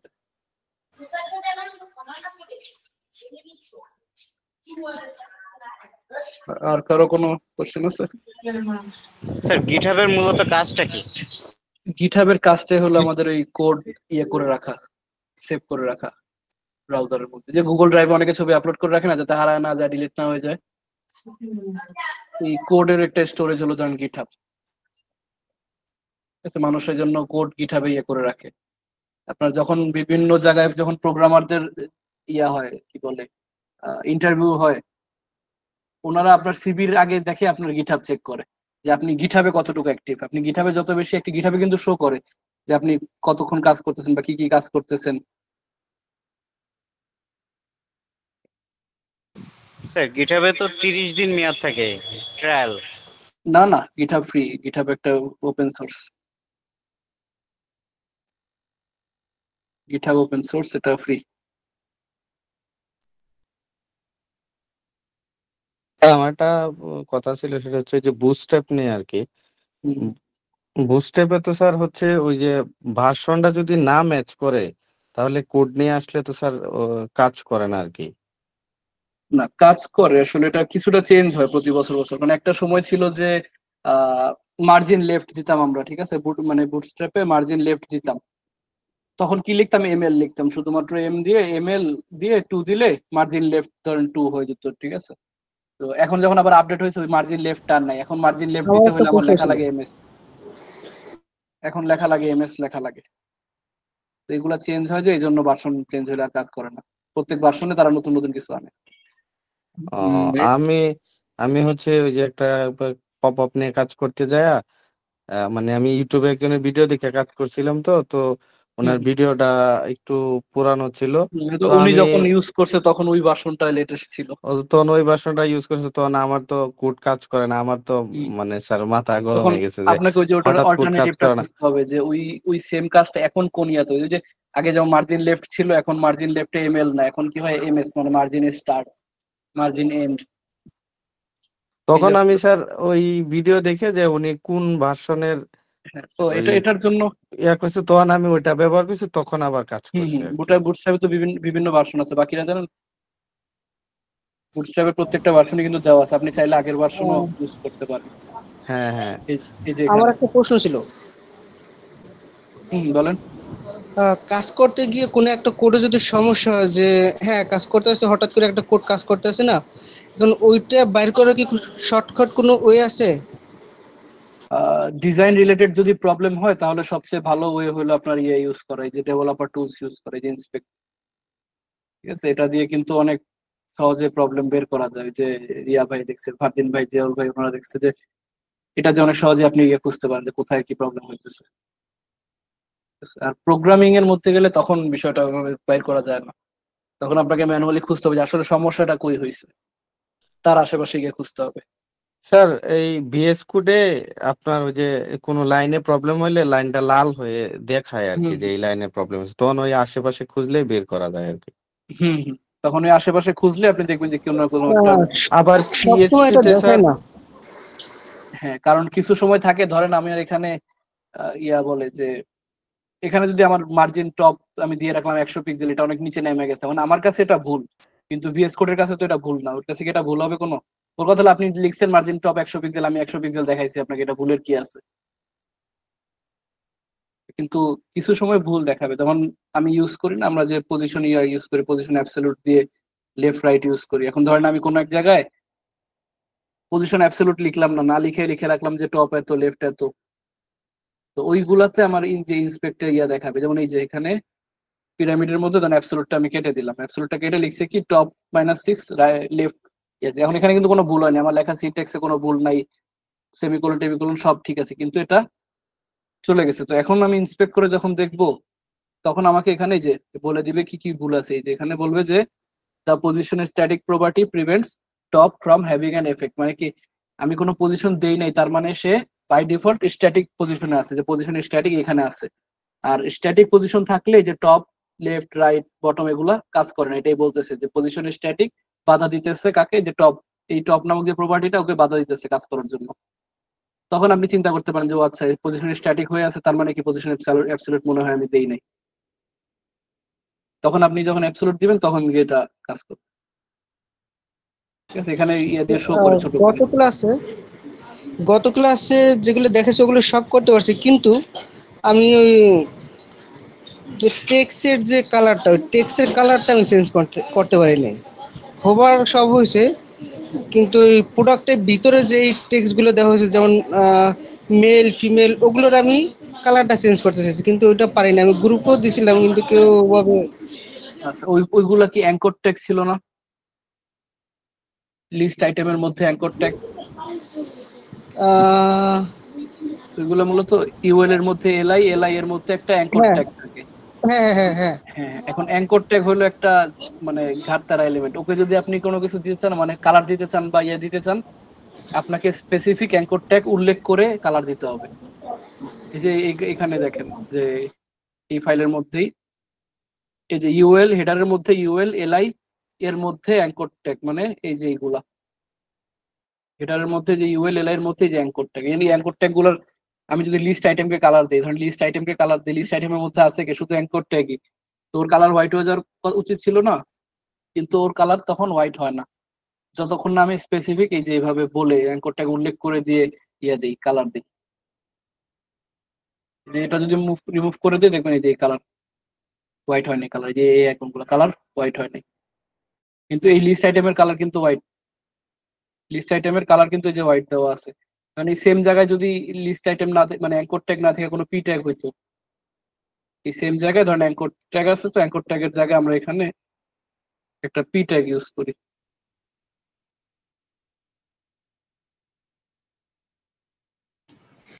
ভাই গিটহাবের উপরে কি কোনো ভিডিও আছে আপনার কাছে যেটা দেখে আমরা গিটহাবটারে পুরোপুরি ইয়ে করতে পারি, বুঝতে পারি? বা আমার কাছে তেমন কোনো ভিডিও নাই আসলে, ইউটিউবে সার্চ ভাই করলে অনেক আমার ভিডিও। আমি গিটহাবটা খুলছি, বাট এখানে মানে গিটহাবের ভেতরে গিয়ে কিভাবে মানে ইনপুট করব কোডটা সেটা একটু দেখাই দিলে ভালো হতো। যদি মনে এ করেন তাহলে এনিডিক্সটা আমি আমার এখানে শেয়ার করি, আমার এখান থেকে কাজ করেন। হুম, ঠিক আছে, আমি ভাই আরেকটা জিনিস, ওই যে আমরা যখন ফাইলে আপডেট করলাম, ফাইলটা মানে আমাদের ইন্ডেক্স ফাইল সিরিজ সবগুলি করলাম পাবলিক এইচটিএমএল এ, দেন আমার মনে হলো যে এখানে আমার মার্জিনটা বা একটু চেঞ্জ করা দরকার। এটাকে হ্যাঁ। আমি লাইভে কিভাবে চেঞ্জ করব, বা চেঞ্জ করে এটাকে অটোমেটিক আবার সেভ করব কিভাবে গিটহাব ছাড়া, যদি আমি অনলাইনে করতে চাই? যেমন ওয়ার্ডপ্রেসে ডব্লিউপি অ্যাডমিন দিয়ে দিয়ে দিচ্ছি, দেখ। ঢুকে চেঞ্জ করতে পারি। তো এইটাকে চেঞ্জ করার কোনো ওয়ে আছে কি? এখানে চেঞ্জ করলে ওই যে আপনি এখানে চেঞ্জ করে জাস্ট যে কমিট করে দিবেন, আপনার ডোমেইনে চেঞ্জ হয়ে যাবে অটোমেটিক। না, এটা তো আমি যখন দিয়ে দিলাম, সাপোজ কাস্টমারকে দিয়ে দিলাম, কাস্টমার বললো যে ঠিক আছে আমার আরো 2টা প্রোডাক্ট অ্যাড করতে হবে, আমি অ্যাড করলাম। এখন অ্যাড করব যে এটা আমি, ওটা তো লাইভ চলতেছে, তো আমি এটা কিভাবে ভেঙে কিভাবে আমি আপলোড করবো, বা কিভাবে এটা ই করবো? লাইভে অ্যাড হয়ে যাবে, এটা লাইভ থাকা অবস্থায় চেঞ্জ হয়ে যাবে। আপনি শুধু নরমালি নতুন একটা প্রোডাক্ট অ্যাড করলেন, বা এখানে তো আর আপলোড করার অপশন নেই, এখানে আপনাকে নতুন একটা ট্যাগ নিয়ে আর কি ইয়ে করতে হবে। হ্যাঁ, তো এটা কি আমার আমার পিসিতে যে ফাইল থাকবে সেটা, নাকি গিটহাব থেকে ডাউনলোড করে নিয়ে দেন আমি ওটার উপরে আপডেট করে আবার? না না, এটা আপনার ওই যে গিটহাবের ওই রিপোজিটরিটার সাথে ইয়ে কানেক্ট করা ছিল না, যে ফোল্ডারটা, ওই ফোল্ডারটা দিয়ে কাজ করতে হবে, যে ফোল্ডারটাতে আপনি কাজ করছিলেন ফার্স্ট টাইম ওইটাতে। হ্যাঁ, ওই ফোল্ডারটা দিয়ে কাজ করতে হবে। তো কাজ করলে কি নেটফ্লিক্সে তো আর কানেকশনের দরকার নাই, ওটা ডিরেক্ট আমি গিটহাব থেকে ও পাচ্ছে, এরকম ডোমেইন পাবে কি গিটহাব থেকে? যেমন আমার এখানে দেখেন, আমরা মাত্র এই ফাইলটায় কাজ এই ফোল্ডারটায় কাজ করছিলাম না? হ্যাঁ, তো আমার তো দেখতেছি আমার নরমালি ফাইল যেমন ছিল তেমনই আছে, কিন্তু এখানে যে ভিউ থেকে যখন হিডেন আইটেমসে যাবেন, দেখবেন একটা নতুন ইয়া তৈরি হয়েছে, এখানে যে গিট নামে একটা হিডেন ফোল্ডার তৈরি হয়েছে। হ্যাঁ, ঠিক আছে, এই ফোল্ডারটাই কিন্তু গিটহাবকে বুঝাইতেছে যে আমার এই ফোল্ডারটার সাথে আমার ওই যে গিটহাবের যে রিপোর্টটা ওটা কানেক্ট করা। তার মানে কি ফোল্ডারের সাথে গিটটা অটোমেটিক যেটা ডিফল্ট হিসেবে এটা থাকে ভিউতে গিয়ে সেট এটা আমরা যে যখন কমিট করছি না, ফার্স্ট টাইম যখন কমিট করলাম না, হ্যাঁ, তখন এই ফোল্ডারটা ক্রিয়েট হয়ে গেছে, এখানে এটা হিডেন ছিল দেখে দেখা যায়নি। আচ্ছা, তাহলে এখন চেঞ্জ করব কি এই গিটের ভিতরে ঢুকে, নাকি আমার এই কম্পিউটারের পিসি না না, চেঞ্জ করতে হবে না, এখন আমাকে এই ফোল্ডারটার মধ্যেই কাজ করতে হবে, এই ফোল্ডারটাই আমার ইয়াতে ওপেন করে কাজ করতে হবে। তাই ক্লায়েন্টের কাজ থাকলে আপনার ওটাকে ওই ফোল্ডার মানে ক্লায়েন্টের যদি কোনো কাজ থাকে ওইটাকে আপনার সেভ করে রাখতে হবে, এমন না যে ডিলিট হয়ে গেছে পরে আবার খুঁজে না ইয়ে করলাম, তখন আবার নতুন করে আপনাকে কানেক্ট করা লাগবে। ক্লিয়ার না ভাইয়া? স্যার আমি মনে হয় ওনার বিষয়টা একটু বুঝতে পারছি আর কি, যে উনি বলতেছে যে ওনার যে ইয়াটা ওয়েবসাইটটা যখন লাইভ সার্ভারে আপলোড থাকবে তখন উনি কিভাবে কাজ করবে। তখন স্যার ওই যে আমরা যে লাইভ সার্ভারে যে জায়গায় পাবলিক একটা ফোল্ডার থাকে, ওই ফোল্ডারে যে আমরা আপলোড করলাম আমাদের ফাইলটা, ওই ফাইলে ঢুকলেই এরকম নরমালি ডোমেইন হোস্টিং হলে আমার ওখানে করা, কারণ এখন তো ফাইলটা আমার এখানে, এই যে এখন আমি ডাবল ক্লিক করছি, এখন যে ইউআরএলটা আসছে এটা তো আমার লাইভে নাই, এটা কি আমার পিসিতে আছে না? না, আমি লাইভের কথা বলতেছি। ওই ক্লায়েন্টে ডেলিভারি দেওয়ার পরে লাইভে মানে থাকলে আর কি যেরকম করে, যেভাবে করা যায় আর কি, তখন ওটার ওর কথা তখন বলতেছি। ওর অ্যাডমিন প্যানেলের অ্যাক্সেস নিয়ে দেন আমি হ্যাঁ হ্যাঁ, ঢুকে তারপরে হচ্ছে গিয়ে বিএস কোড দিয়ে ওই ফাইলটা বিএস কোড লাগবে না, ওই জায়গায় বিএস কোড লাগবে না, ওই জায়গায় যেকোনো আপনি ওই ওদেরই ইয়াতে আছে, ওই কোড ওপেন হবে আর কি, ওই সার্ভারেরই কোড ওপেন হওয়ার ইয়ে আছে, মানে কোড লেখা যায়, মানে ইন্ডেক্সের ভিতরে ডাবল ক্লিক করলে ওপেন হবে। না না, ওখানে ডাবল ক্লিক করলে ডাবল ক্লিক করলে শুধু ওপেন হবে। ওখানে একটা আছে যে এডিট একটা অপশন আছে, হ্যাঁ এডিট এডিট, ওইটায় ক্লিক করলে আপনি এডিট করার অপশনটা পাবেন, আর নরমাল ডাবল ক্লিক করলে জাস্ট দেখার জন্য ওপেন হবে আর কি কোডটা। তাহলে ওখানে এডিট যে করব, এটা কি আমি কোন কিসের মাধ্যমে, এটা কি মানে ওয়ার্ড আকারে খুলবে নাকি বিএস কোড দিয়ে? না কোড আকারে খুলবে, কোড আকারে একটা প্যানেল খুলে আসবে। বিএস কোডে যেভাবে কোড দেখা যায়, এডিট কোডে দিলে ওইভাবেই দেখা যাবে। তখন আপনার যে লাইনটা চেঞ্জ করার প্রয়োজন, যে হয়তো একটা ওয়ার্ড ভুল হয়েছে বা কিছু একটা ভুল হয়েছে, স্পেলিং ভুল হয়েছে, তখন স্পেলিংটা ঠিক করে আবার সেভ দিয়ে দিলে পরে আবার রিলোড দিলেই দেখবেন যে এটা ঠিক হয়ে গেছে। অথবা যেটুকু আমি অ্যাড করলাম সেটাকে কপি হুম। করে নিয়ে ওখানে পেস্ট করে দিলাম, ব্যাপারটা ধরেন এরকম আপনি আছে? কোডে কাজ করলেন, কাজ করে অতটুকু আপনি কপি করে আপনার ওইখানে গিয়ে পেস্ট করে দিয়ে সেভ করে দিলেন। আমি বুঝতে পারছি ভাই, বুঝতে হ্যাঁ স্যার আমার একটা কোশ্চেন ছিল। বলেন। স্যার ওই যে আমরা যে গেট বুটস্ট্র্যাপ থেকে সরাসরি আর কি লিঙ্ক দিয়ে আমরা কাজ করছি, কিন্তু ওটা কি ডাউনলোড করে কাজ করার সিস্টেমটাকে একটু দেখানো যাবে স্যার? হ্যাঁ, বুটস্ট্র্যাপ তো ডাউনলোড করে ইউজ করে, আপনারা ডাইরেক্ট লিংক দিয়ে ইউজ করছেন। স্যার আমাদেরকে দেখাইছিল অনলাইনে এর থেকে ওই যে হ্যাঁ হ্যাঁ, সিডিএম দিয়ে ইউজ করে। লিঙ্ক করে। জি, সিডিএম দিয়ে। এখানে একটা অপশন আছে যে ডাউনলোড, একটা অপশন আছে গেট বুটস্ট্র্যাপে গেলে ডক্স এর মধ্যে এই যে ডাউনলোড, ডাউনলোডে গেলে দেখবেন যে কম্পাইলড সিএসএস এন্ড জেএস, অথবা যে অন্য কোনো ভার্সন লাগলে সেগুলো এখানে থাকবে, কোন ভার্সন লাগবে। এখন যে এখানে যেটা থাকবে ওটা লেটেস্ট ভার্সন, এখান থেকে যে এটা ডাউনলোড করে নেবেন। এটা ডাউনলোড করলে এরকম একটা জিপ ফাইল দিবে যে বুটস্ট্র্যাপ 5.3.3 disk.zip। আচ্ছা ভাইয়া, আমাদের ইয়া দেখাবে না, এই যে ই কমার্স সেক্টর দেখাবে না? সম্ভবত ওদিনকে জানি কি বললো, মনে হয় যে দেখাবে না, এর বিষয়টা কি? কারণ আমাদের মেইনলি আসলে লারাভেলটা ম্যাক্সিমাম হচ্ছে এই, যারা লারাভেল বেশিরভাগ ইউজ হয় আপনার ম্যানেজমেন্ট সফটওয়্যার গুলো, যেমন থাকে না school management, hospital management, office management, এইগুলাতে বেশি ইউজ হয়। ই কমার্স এটা ইউজ হয় না, কারণ লারাভেলও যে বললাম না, এগুলো লারাভেলও কিন্তু তুলনামূলক স্লো। ই কমার্স সাইট গুলো স্লো হইতে চায় না, ই কমার্স সাইট যত ফাস্ট করা যায়। তো এটা কি ওয়ার্ডপ্রেসে ই কমার্স সেটটা স্যার বেশি এটা হয়? একটু ডাউনলোড করে লিংক করে সেটআপ করার সিস্টেমটা একটু ওটাই দেখাচ্ছিলাম, যেখানে কিন্তু ডাউনলোড করা আছে। ধরেন এখান থেকে আমরা ডাউনলোড, যে একটা ফাইল ডাউনলোড হলো না, ডাউনলোড করার পর এটা কি করছি, এক্সট্রাক্ট করে নিছি। এক্সট্রাক্ট করার পর এরকম একটা ফোল্ডার আসছে। এখন এই ফোল্ডার থেকে আমার দরকার কি, আমরা সিডিএন কয়টা দিছিলাম, দুইটা না, একটা সিএসএস এর একটা জেএস এর। এখন এখানেও দেখবেন যে অনেকগুলো সিএসএস ফাইল দেওয়া আছে। এখান থেকে এই যে bootstrap.min.css, এই bootstrap.min.css ফাইলটা কপি করে আপনার যে প্রজেক্টের ফাইল থাকবে, এই প্রজেক্টের মধ্যে যে সিএসএস এখানেই না পেস্ট করে দিবেন। দেখছেন যে bootstrap.min.css একটা ফাইল নিয়ে আসলাম, ফাইলের নাম কি bootstrap.min.css। আর আরেকটা ফাইল আনবেন, ওটা হলো জেএস ফাইল। জেএস ফাইলের মধ্যে কি যে bootstrap.bundle.min.js, এই ফাইলটা 3 নাম্বার, এই ফাইলটা কপি করে না আমাদের প্রজেক্টের ফাইলের জেএস এর মধ্যে রেখে দিবেন, যে bootstrap.bundle.min.js। এই যে দুটা ফাইল রাখলাম। এবার এই দুটা ফাইল ইন্ডেক্সের মধ্যে এসে জাস্ট যে এভাবে লিংক ট্যাগ দিয়ে লিংক করে দিবেন, যে এই যে সিএসএস ফোল্ডারের মধ্যে bootstrap.min.css একটা লিংক করছে, আর জেএসটা লিংক করবেন শেষে, এই যে এখানে bootstrap.bundle.min.js, এই দুটো ফাইল লিংক আপ করে দিছি। বুটস্ট্র্যাপ লিংক আপ হয়ে গেছে, মানে সিডিএন এর জায়গায় এখন জাস্ট এই ফাইলটা ডাউনলোড করে এভাবে লিংক করে দিছি। ভাই জাভাস্ক্রিপ্টের বেলায় কি সেম? হ্যাঁ, এই যে bootstrap.bundle.min.js। না না, এটা তো বুটস্ট্র্যাপ। জাভাস্ক্রিপ্ট যে আমরা করি, স্ক্রিপ্ট থেকে যে ইয়ে করি আর কি। আপনার নিচের লাইনে কি এটা? নিচের লাইনে কি আছে? না না, বুটস্ট্র্যাপের মধ্যেও একটা জাভাস্ক্রিপ্ট আছে, এই যে min.js, এই যে .js, এটা জাভাস্ক্রিপ্ট ফাইল, এটা স্ক্রিপ্ট ট্যাগের মধ্যে। বুটস্ট্র্যাপের জন্য না, আমি বলতেছি যে জাভাস্ক্রিপ্ট যে আমরা আলাদা ইয়ে করি। ও হ্যাঁ হ্যাঁ, আগের ক্লাসে যে আমরা জাভাস্ক্রিপ্টটা এইচটিএমএল এর ভেতরে লিখছি, এটা মনে করেন যে আলাদা একটা ফাইল, আলাদাভাবে এই যে নিচের এটা হলো, হ্যাঁ এটা আমি আলাদা একটা কাস্টম জেএস নামে একটা ফাইল করা, এটা এই নিচে রাখতে হয়। হ্যাঁ, এটা নিচে থাকে, এই নিচে থাকে, বডির উপরে থাকে, বডি নিচে মানে বডি শেষ হয় যেখানে, ওইখানে জাভাস্ক্রিপ্ট ফাইলগুলো থাকে।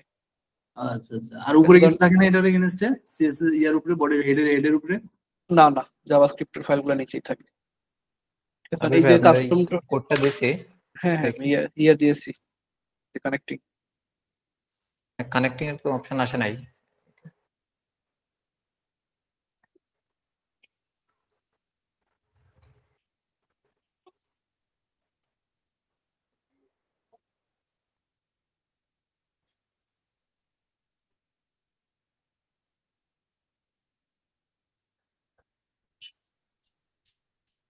এই যে এই ফাইলটা ধরেন আমি এখানে আলাদা একটা ফাইল তৈরি করে নিয়েছি, custom.js, যেটা ওইটা বাইরে দেখাচ্ছিল মনে হয় main.js এরকম কিছু। হ্যাঁ, এটা এক একজন এক এক রকম নাম রাখে, এটার কোনো ঠিক মানে না, অনেকে script.js রাখে, main.js রাখে, custom.js রাখে। সে তো ফাইলটা স্যার ওই যে যখন কাজ করে প্রজেক্টের উপর বেস করে আর কি অনেকেই রাখে, এরকম না। হ্যাঁ, মানে নামটা একটা আসলে মুখ্য বিষয়। নামটা হলো জাস্ট আমার 2 জায়গার নাম ঠিক থাকলে হয়েছে। জেএস এর জন্য তাহলে ভাই একটাই ফাইল ইউজ করে, তাই না? যেমন বুটস্ট্র্যাপ এর জন্য দুইটা, একটা সিএসএস ফাইল আর একটা হচ্ছে জেএস ফাইল, আর স্ক্রিপ্টের বেলায় একটাই ফাইল। না, আবার জেএস এর সময় আরেকটা ফাইল লাগে, যে কোয়েরি যখন ইউজ করবেন তখন আবার আরেকটা ফাইল লাগবে, যে কোয়েরি স্ক্রিপ্ট ওইটাই আমি জানতে চাচ্ছিলাম যে আসলে কি ঘটনা কি।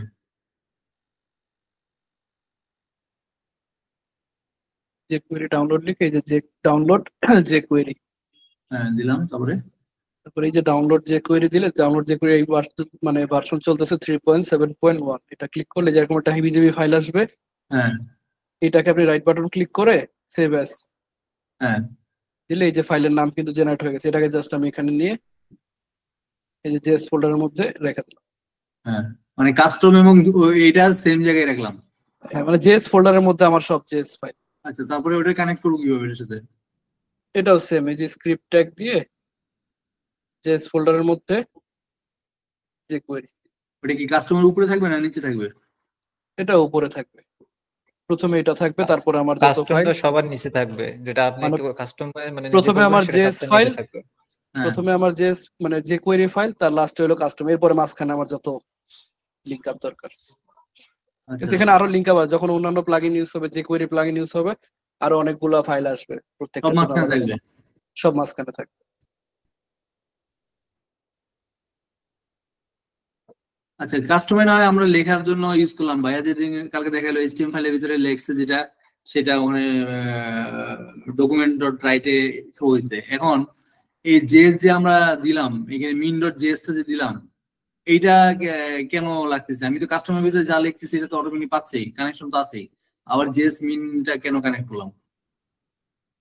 এই যে এটা এটা হ্যাঁ হ্যাঁ এটা এটা এটা এটার জন্য না, এটা এটার জন্য না, এটা কিন্তু এখন বুটস্ট্র্যাপে লাগবে না। এটা লাগবে আমার যে কোয়েরি প্লাগইন গুলো আছে ওইটার জন্য লাগে।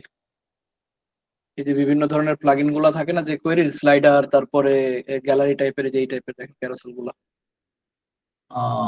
তারপর মানে অনেক ধরনের নিচেরটা হচ্ছে plugin। স্ক্রিপ্ট কোডের জন্য আমি যা করতেছি সেটার জন্য, আর উপরেটা হচ্ছে কি ওখান থেকে অটোমেটিক কানেকশন পাওয়ার জন্য, ব্যাপারটা এরকম? হুম হুম, বুঝতে ওগুলা পারছি। হলো এটার জন্য। এই যে এই ধরনের স্লাইডার আছে না, এগুলো কি ম্যানুয়ালি জাভাস্ক্রিপ্ট লেখা সম্ভব? না, ঠিক আছে, বুঝতে পারছি। তো এইগুলোর জন্য ইউজ হয়েছে এই ফার্স্ট এডটা। আর তার মানে সেকেন্ড, ওইটা আমি কল করে দিব নিচে যে কাস্টম কোডের ভিতরে, ওটা কল করে দিব যে এই ধরনের আমি চাচ্ছি বা কিছু। হ্যাঁ হ্যাঁ, এটা হলো যে আমার কমান্ড দেওয়ার জন্য এই প্লাগইনটাকে কাস্টমাইজ করতে গেলে, এটাকে ভাইয়া কাস্টমাইজ তো করা বললো লাগতে যে পারবে। জেএস এর কোড বেশি দিন আর শিখাবে না, পিএইচপি চলে যাবে। তাহলে আমরা তো জাস্ট কেবল জানলাম লুপ লুপ জানলাম, জানলাম ভেরিয়েবল কি কি জানলাম, তো এটা কি কিভাবে কবে কবে শিখাবে আমাদের এই যে এই যে ব্যাপারগুলো? আমরা যে প্লাগইন গুলো ইউজ করা দেখবেন। এটা তো ভাইয়া তো বললো যে এইটা আজকে লাস্ট ক্লাস, আগামী ক্লাস হইলে হইতে পারে, না হইতে পারে, চলে যাবে উনি অন্যটাই। তাহলে আমাদের এই যে শুধু এটা না, নেক্সট এই ক্লাস হলো jQuery ক্লাস আছে, তারপরে মানে PHP যে তে চলে যাবে। প্লাগইন ইউজ করেছে মানে বুটস্ট্র্যাপের মতো। এখন বুটস্ট্র্যাপ যেভাবে লিংক আপ করছে, আপনাকে জাস্ট কি বলছে যে ডাউনলোড করতে হবে আর এই দুটা ফাইল লিংক আপ করতে হবে। এই প্লাগইন গুলো সেম, আপনাকে এগুলো ডাউনলোড করে কোনো না কোনো ফাইল, মানে একটা দুটা ফাইল আপনাকে লিংক আপ করতে হবে। তারা বলে দিবে, এই দেখেন বলে দিছে কিন্তু যে এটা ইউজ করতে হবে, মানে এই যে এই প্লাগইনটা এটা ইউজ করতে হলে আপনাকে এই স্ক্রিপ্ট ফাইল, মানে এই যে কোয়েরি ডট এত ডট মিন, এটা আমাদের না হলে চলে, কারণ কি আমরা এই যে 2.1 এর জায়গায় কত ইউজ করছি, লেটেস্ট যেটা আছে 3.7.1 এটা ইউজ করছি। আমি ওইটা বলতেছি না ভাইয়া, আমি যেমন গতকালকে আপনি দেখালেন না ক্যালকুলেটর বানানোর লাস্ট ডিজিটটা দেখালেন, পোর্টল নাকি একটা দিয়ে, তো এখানে আমরা একটা আইডিয়া পেলাম কিভাবে ক্যালকুলেটর বানায়। এখন এই জেএস ফাইলের এই ক্লাস যদি না নেয় ভাইয়া, তাহলে আমরা কিভাবে বললো যে কোয়েরি ক্লাস আছে সম্ভবত বললো আপনাদের, জানি? আমি তো শুনলাম jQuery ক্লাস কালকে কি মানে নেক্সট ক্লাসটা jQuery ক্লাস। হ্যাঁ হ্যাঁ, তখনই আর কি আপনাদের এগুলা ইউজ করা শেখাবে। ঠিক আছে, এগুলো আপনাকে কয়েকটা ইউজ করা দেখাইলে বাকিগুলো আপনারাই ইউজ করতে পারবেন। ভাইয়া ওই উনি যেটা বলতেছে আমি একটু বুঝতে পারছি, উনি এই যে কোয়েরির যে মানে ক্লাসের ডিটেইল বা জাভাস্ক্রিপ্টের ডিটেইল, এগুলা আপনার এই পিএইচপি কাজ করতে গেলে যতটুকু দরকার অতটুকুই স্যার একটু টাচ করবে। আর হচ্ছে যখন প্রজেক্ট রেডি করবেন তখন কাজের সময় দেখবেন যে এগুলা আসতেছে অনেকগুলাই, তখন বুঝবেন যে আচ্ছা আমার এই কাজটা করতে হলে লাগে আপনাদের। হ্যাঁ হ্যাঁ, আর পিএইচপি তে কাজ করতে গেলে খুব বেশি কিন্তু অনেক বিশাল একটা ল্যাঙ্গুয়েজ, এটা এই অনেকগুলা খুব বেশি জাভাস্ক্রিপ্ট platform লাগে না। আমি একটা ওয়েবসাইট রেডি করছি, তো আমি কাজ করছি, খুব বেশি জাভাস্ক্রিপ্ট লাগে না। আমি র পিএইচপি দিয়ে কাজ করছি, ইয়া না, লারাবেল দিয়ে না। এই তারপরে এত বেশি জাভাস্ক্রিপ্ট লাগে নাই, অল্প অল্প কিছু লাগছে আর কি। আর ওই স্যার বললো না যে ওই পিএইচপি যখন ডিটেইলে আলোচনা করবে তখন এই জাভাস্ক্রিপ্টের যে ছোট ছোট বিষয়গুলা বা কিভাবে কাজ করে এগুলা ক্লিয়ার হয়ে যাবে আর কি। মানে এগুলো প্রসঙ্গগত ভাবে আসে, ঠিক আছে, কোনো হ্যাঁ, লিস্ট করা একটা থাকে না। একটা ল্যাঙ্গুয়েজের সাথে আরেকটা ল্যাঙ্গুয়েজ মানে অনেকাংশে মিল থাকে, ফান্ডামেন্টাল যে কাজগুলা এগুলা অনেক মিল থাকে আর কি। আমি 2-3টা ল্যাঙ্গুয়েজে কাজ শিখছি তো, তো আর কি দেখলাম যে সবই মোটামুটি মিল আছে, এই জন্য বললাম। ঠিক আছে। এগুলা না চিন্তা, এইগুলা হচ্ছে ফার্স্ট টাইম কাজ করতে গেলে মানে মাথা এরকম কাজ করে যে আসলে এটা কোত্থেকে আসলো, আমি এটা এইভাবে কিভাবে করব। আস্তে আস্তে দেখবেন যে জানতে জানতে চাওয়া ক্লিয়ার ভালো। হয়েছে, ক্লিয়ার হয়ে তো যাবে আর আগ্রহ কি থাকবে। আস্তে আস্তে। হ্যাঁ হ্যাঁ, দিয়েছি। আপনি যে রিকোয়েস্ট দিয়েছেন এখানে কোথায় পাবো, মানে আসলো না তো আমার আপনার সামনে। এখানে পপ আপ আসবে, আমি যেতেছি না তো, বুঝতেছি না।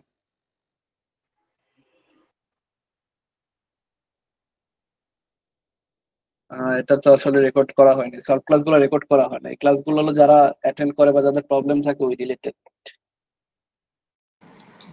আমার আর একটা প্রশ্ন ছিল, হোমের ভিতরে হোমের ভিতরে আমি টেক্সট লিখবো, আমি টেক্সট লিখছি মানে কিন্তু ওইটা আমি হোমের ভিতরে নিতে পারিনি।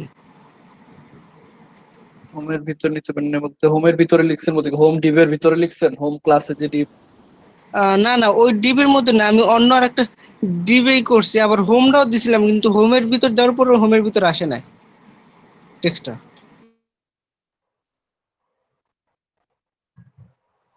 আপনি ফাইলটা ড্রাইভে আপলোড করে আমাকে পাঠায়, আমি দেখবো না। এভাবে শুনে তো আসলে বোঝা সম্ভব না। আচ্ছা ঠিক আছে। আপনি কি রিকোয়েস্ট দিয়েছেন? আমার এখানে তো কানেক্টিং হয়ে আছে। এখানে দুইটা, এটা এটা কি আপনার? এই যে আমার মানে আমাদের আগের ক্লাসের। আপনার ওখান থেকে না, এটা আমার না। আপনার ওখান থেকে দিলে তো হবে না, আমার দিতে হবে, কারণ না আমি আপনার পিসিতে ইয়ে করবো এই জন্য। যে মানে রিকোয়েস্ট তো কানেক্টে আসবে, কিন্তু কোনো রকম অপশনটা আসতেছে না। দেখেন তো এবার গেছে কিনা। জি আচ্ছা।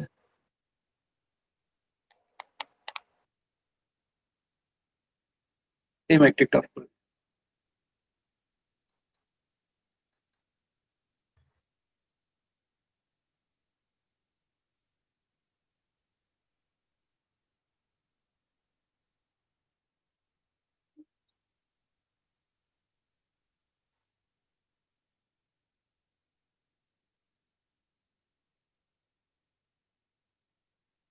এই যে সোর্স কন্ট্রোল, এখানে এখানে বলে দিচ্ছে ডাউনলোড গিট ফর উইন্ডোজ।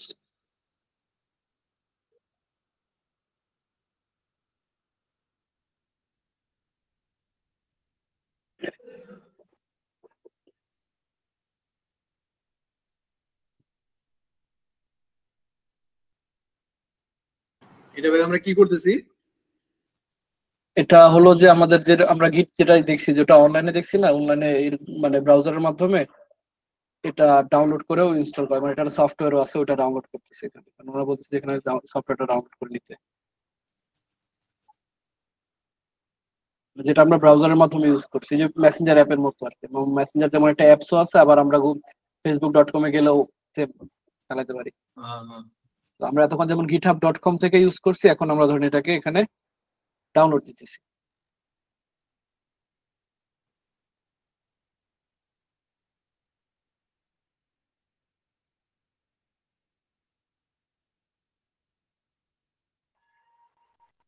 স্যার গিটাবের তো আলাদা একটা এই কমান্ড লাইন আছে আর কি, ইনস্টল করলে ওটাতে, ওটা দিয়েও আবার গিটাবে এই পুশ করা যায়। হ্যাঁ, গিটহাবে কিছু কমান্ড আছে, গিট কমিট, তারপর গিট হ্যাঁ, পুশ, ব্রাঞ্চ তৈরি করে, এগুলো আস্তে আস্তে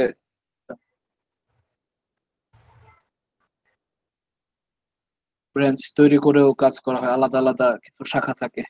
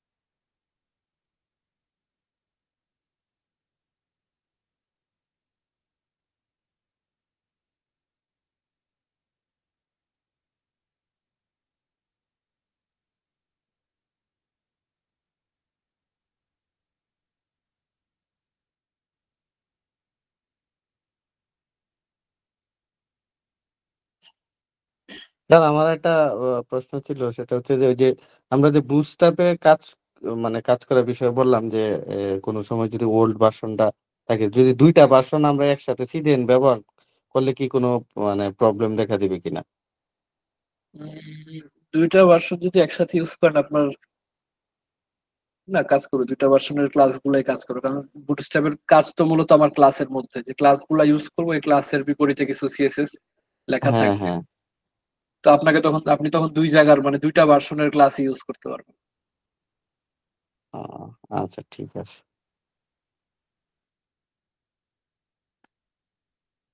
তখন তো মনে হবে মিন ডট সিএসএস তো আলাদা আলাদা ফাইল কানেকশন করতে হবে। হ্যাঁ, যদি ডাউনলোড করে করেন তখন আলাদা আলাদা। আপনি যেটা বলছি সিডিএন এর কথা।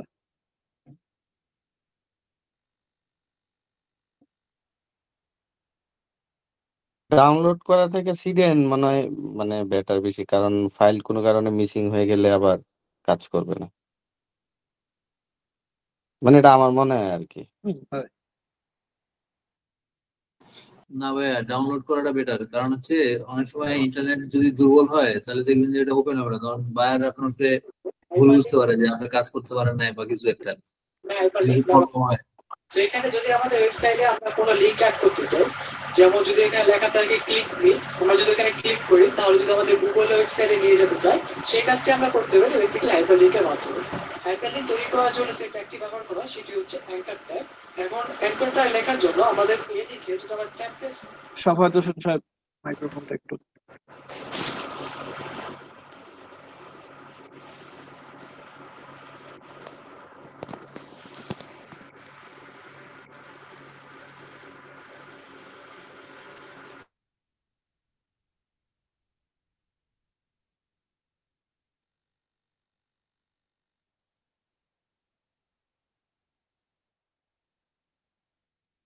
কমার্সের জন্য বর্তমানে অনেকেই ইউজ করতেছে রিয়েক্ট জেএস ইউজ করতেছে।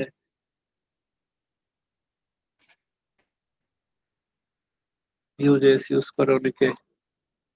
ভাই একটা জিনিস তখন বলছিলেন যে ই কমার্সের জন্য এই লারাভেলটা কম ইউজ করে, তাহলে ই কমার্সের জন্য আসলে ইউজ বেশি করে কোনটা? এই যে বললাম যে ই কমার্সের জন্য বর্তমানে বেশি ইউজ হইতেছে রিয়েক্ট জেএস, ভিউজেস এগুলো। এই কোর্সগুলো কি সামনে আসবে স্যার? আসতে পারে, কারণ ওখানে কি হয় যে এমন কিছু মানে জাভাস্ক্রিপ্টের কিছু ল্যাঙ্গুয়েজ আছে যেগুলা ইউজ করলে আপনার পেজ রিলোড দেওয়া লাগে না। আমরা কিন্তু কোনো সাইটে যখন গিয়ে কোনো কাজ করি, অ্যাটলিস্ট একটা ডাটা দেওয়ার পর সাইটটা রিলোড দেওয়া লাগতেছে না, বা কোনো কিছু অ্যাড টু কার্ট বা কিছু করলে কি হয় সাইটটা রিলোড নেয়, তো ওখানে কি হয় সাইট রিলোডই নেয় না।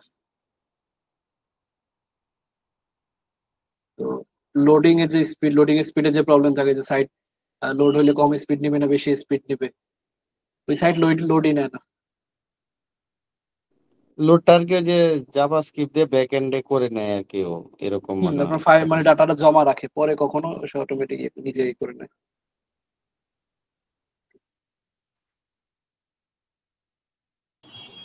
লোড নেয় না মানে কি, মানে কাজ করলে লোড দিবে না কেন? হ্যাঁ, লোড নেয় না অনেক সময়, কিছু কিছু ফাইল থাকে যেখানে লোড নেয় না। কি লারাবেলে? না না, ওটা জাভাস্ক্রিপ্টে করে। এই জাভাস্ক্রিপ্টে, ওটা জাভাস্ক্রিপ্টে কিছু ফ্রেমওয়ার্ক আছে, ওই ফ্রেমওয়ার্কে করে। ওটাকে বলা হয় অ্যাজাক্স। তো সেক্ষেত্রে কি সমাধান কি তাহলে এটা? সমাধান বলতে যদি লোড না নেয়, আমি যদি কাজ করলাম, কাজ নিল না, কিন্তু আমার ওইটাই প্রয়োজন, না তো না, ওইটা আমি লোড নিবে, আপনার কাজ হবে ঠিকই, মানে আপনার ওয়েবসাইটের উপরে যে একটা লোডিং হয় না কোনো কিছুতে গেলে, এক পেজ থেকে অন্য পেজে গেলে, ও আচ্ছা। ওই লোড মানে ওই কি বলে, মানে পেজটা রিলোড নিবে না, রিলোড না নিয়ে এক সাইড থেকে আরেক সাইডে চলে যাবে, ডাটা ট্রান্সফার হবে। ওটা আসলে যে লোডিং স্পিডের কম বেশির জন্যই, মানে সমাধান করার জন্য ওইটা তৈরি করা হয়েছিল, যে লোডিং স্পিড নিয়ে যদি এত সমস্যা, আমরা লোডিং এ বাদ দিয়ে দিব। আমি স্যার আমার ওই ওয়েবসাইটে যে JX এর ব্যবহার করছি আর কি, একটা পার্ট আছে। জেএসএক্স। হ্যাঁ, আমি তো ইউটিউব দেখে দেখে করছি, উনি ব্যবহার করছে, আমি কোড দেখে দেখে আর কি লিখছি, তো আর বুঝি নাই যে আসলে ঘটনা কি। তখন পরে আর কি রিসার্চ করে দেখলাম যে ভিডিও দেখে যে এটা এরকম ভাবে কাজ করে। সীমান্ত ভাইয়ের সাইট কি এটা, ইয়া নাকি ই কমার্স? না, ই কমার্স না, এটা ব্লাড ম্যানেজমেন্ট নিয়ে কাজ করা। এটা ফ্রি একটা হোস্টিং এ রাখা আছে, কিন্তু হোস্টিংটা এখন আপডেট চাইছে মনে হয়, আমার পিসিটা ডাউন ফারদিন তো। সাহেব, এখানে নেট স্লো করতেছে, আপনি এটা ফোল্ডার ওপেন করেন কোন একটা। দেখুন একটা ফোল্ডার ওপেন করবো। হ্যাঁ, ওপেন করেন, এখান থেকে নিতেছে। রিনেম করা লাগবে নাকি এইভাবে থাকবে? রিনেম বলতে কোন একটা প্রজেক্ট ওপেন করবেন, মাত্র যে প্রজেক্টটা দিন ওইটাই ওপেন, ওই যে ক্লাস 5 একটা প্রজেক্ট আছে, এটাই ওপেন করেন। এটা মানে কোডে নিয়ে আসবো? হ্যাঁ হ্যাঁ,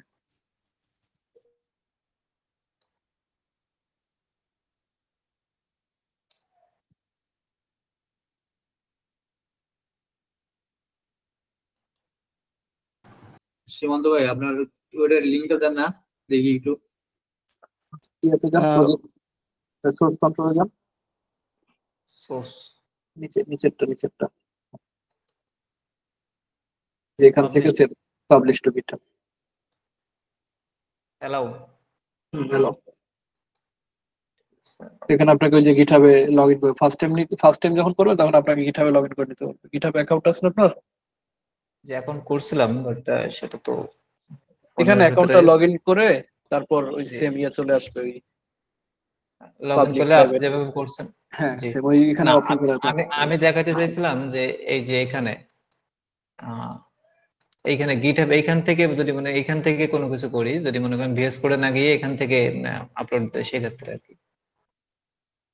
এখান থেকে যদি করেন আপনাকে গিটহাব করে, মানে এখানে একটা ম্যানুয়ালি একটা রিপোজিটরি, যে দেখেন নিচে লেখা আছে ক্রিয়েট নিউ রিপোজিটরি, এখান থেকে রিপোজিটরি ক্রিয়েট করে আপনার ওই ফোল্ডারের মধ্যে গিয়ে কমান্ড প্রম্পটের মধ্যে কিছু কমান্ড দিয়ে আপনাকে পুশ করা লাগে। ঠিক আছে, কমান্ড গুলো এখন আমার নাই, মানে মুখস্থ নাই, মনেও নাই কমান্ড গুলো আমার এখন। কিছু কমেন্ট থাকে যে গিট পুশ ডট এড, তারপরে গিট কমিট হাইফেন এম, এই জাতীয়। ওই জন্য শর্টকাটে ওই ইউজ করে, মানে ভিএস কোড ইউজ করার জন্য। ভিএস, আচ্ছা ঠিক আছে। আগে ম্যানুয়ালি ইউজ করে, তখন ভিএস কোড তো আগে ছিল না, আগে ম্যানুয়ালি আপনার ওই সিএমডি দিয়ে লিখে লিখে পুশ করা লাগতো, অথবা ওই কোড এডিটরের মধ্যে ভিএস কোডের মধ্যেও একটা সিএমডি আছে কমান্ড দেওয়ার জন্য, ওগুলো ইউজ করা হইতো। আচ্ছা ঠিক আছে, তাহলে ভিএস কোড দিয়ে এখান থেকে ইউজ করি, সমস্যা নাই।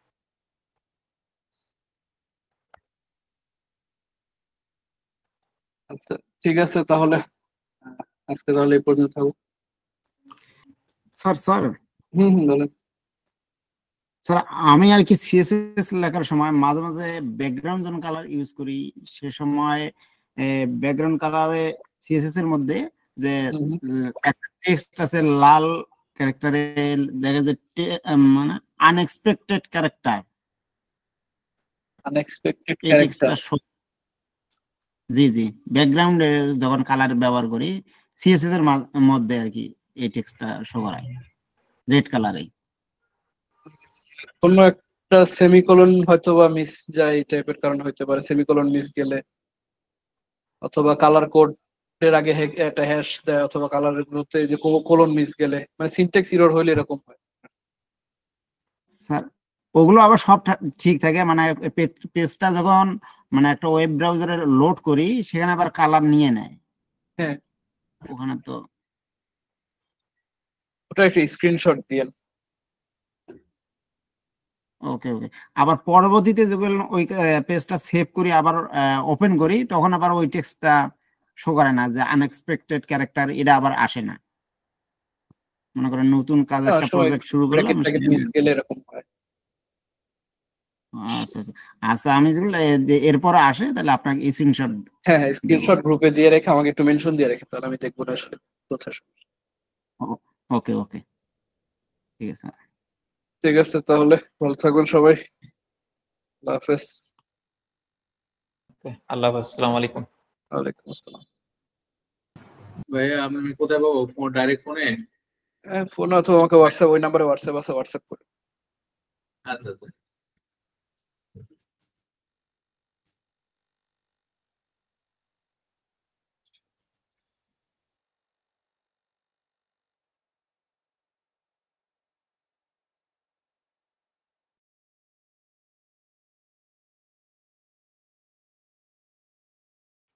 জি ভাই,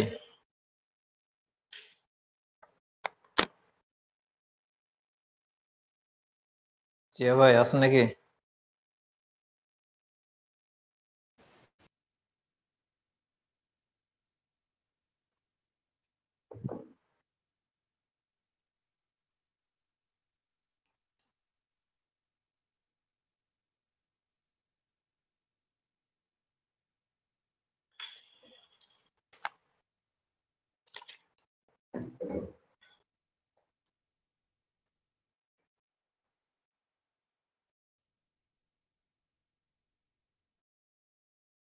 হ্যাঁ হ্যাঁ আছি ফারদিন ভাই, ওই যে একটু সমস্যা হইতেছিল তো আছি। কাজ করতেছেন নাকি?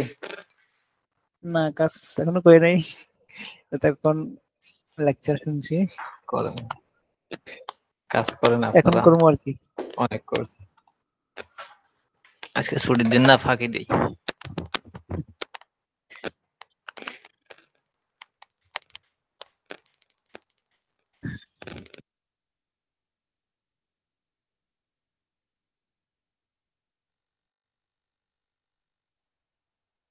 আপনার কি কমপ্লিট? না, ওই যে লার্জ ডিভাইসের ওইটা দেখালো না, ওটা কালকে করবানি দেখি। দুইটা করছি, দুইটা করে আমরা যে মিডিয়াম ডিভাইস, মানে আমরা ল্যাপটপ যেটা মানে পিসিতে যেটা করছি না, ওইখানে গিয়ে মানে এমনি এমনি যখন ব্রাউজার আমরা মানে নিজে দেখতেছি তখন ঠিক আছে, বাট যখন ইনস্পেক্টরে গিয়ে যখন দেখতেছি তখন মনে করেন যে মানে এগুলো ভেঙে যাচ্ছে, বুঝছেন? এই জন্য আর কি। স্যার তো আমাকে বললো ইয়া করতে আর কি, ওই পার্সেন্টেজ ইউজ করতে। আমি সব জায়গায় পিক্সেল ইউজ করে রাখছি। পার্সেন্টেজ করবেন, পার্সেন্টেজ করেন না কেন? ভিডিও দেখছেন না? ভিডিও দেখে তো পার্সেন্টেজ দেওয়া আছে, আর পিক্সেল পার্সেন্টেজ দেবেন দেওয়া? কেন? হ্যাঁ, আমি তো পার্সেন্টেজই করছি, কিছু কিছু তাহলে জায়গায় আমার মানে এখানে পিক্সেল করছি।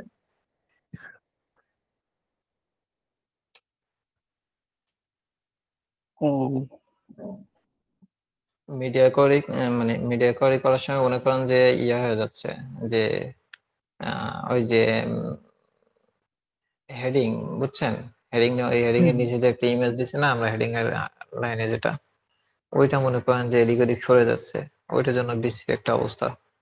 ওইটা না আসলে মানে ডিজাইনটা ভালো লাগতো।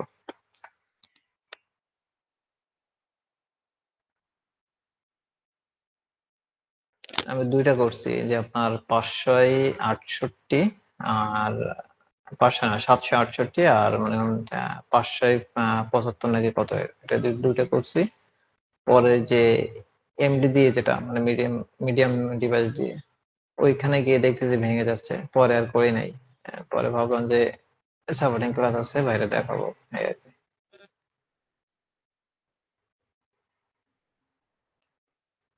তো আর সকল ভাইগুলা কথা বলেন, আমরা কথা বলি, সমস্যা নেই। সবার কাজ কাম কেমন চলতেছে?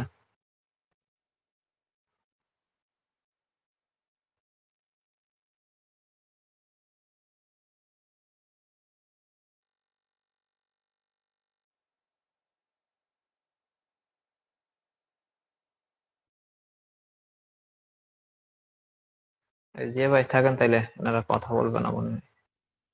ঠিক আছে, ঠিক আছে। কাজ করেন। ওকে, আল্লাহ হাফেজ।